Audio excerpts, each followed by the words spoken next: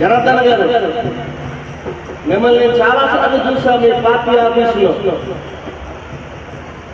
మిమ్మల్ని నేను చాలాసార్లు చూసా మీ పార్టీ ఆఫీసులో.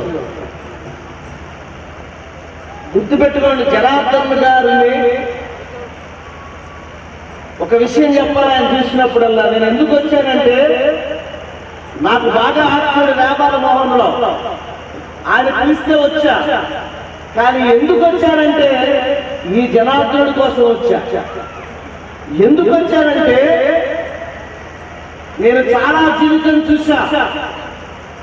దేవుడు క్రియేట్ చేసిన ప్రతి దానికి ఒక ఎక్స్పైరీ డేట్ ఉంటుంది, కానీ కృతజ్ఞతగా మటుకు ఎక్స్పైరీ డేట్ ఉండదు. ఒక నాయకుడికి, ఒక సిద్ధాంతానికి కృతజ్ఞతగా ఉండేటువంటి ఈయన, ఈ జనార్దనుని నేను చూసి పులకించిపోతాను. ఎన్ని కష్టాలు వచ్చినా, నష్టాలు వచ్చినా కృతజ్ఞతగా ఒక నాయకుడికి ఉండడం అన్నది మా జనార్దనుడి దగ్గరే నేర్చుకోవాలని నేను అనుకుంటాను. That is his greatness.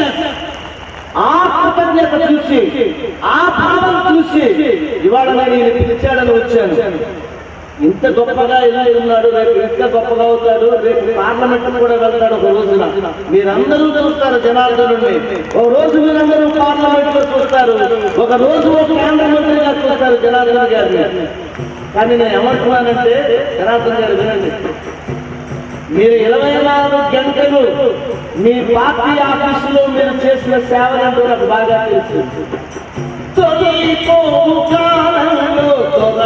నువ్వు ఎదగాలని ఎవరు తపస్సు చేశారు.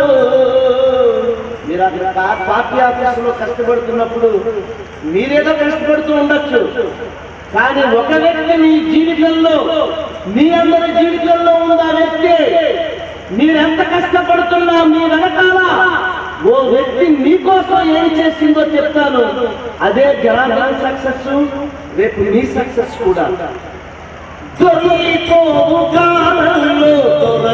నువ్వు ఎదగాలని ఎవరు తపస్సు చేశారు. ఆయన పార్టీ కోసం కష్టపడుతూ ఉంటే, రాష్ట్రం కోసం కష్టపడుతూ ఉంటే, వాళ్ళ ఊళ్ళో ఒక వ్యక్తి పొర్లు పొర్లు పొర్లు పొర్లు దండాలతో మొక్కుకుంటూ నీ తల్లి నీరసించి నీ కుశలం అడగమది, కుశలం అడగమది, కుశలం అడగమది. ఊనమాను నేర్పిన నీ వీధిబడి కూలిపోతు నీ కుశలం అడగమది. ఆఖరి శరణం పరు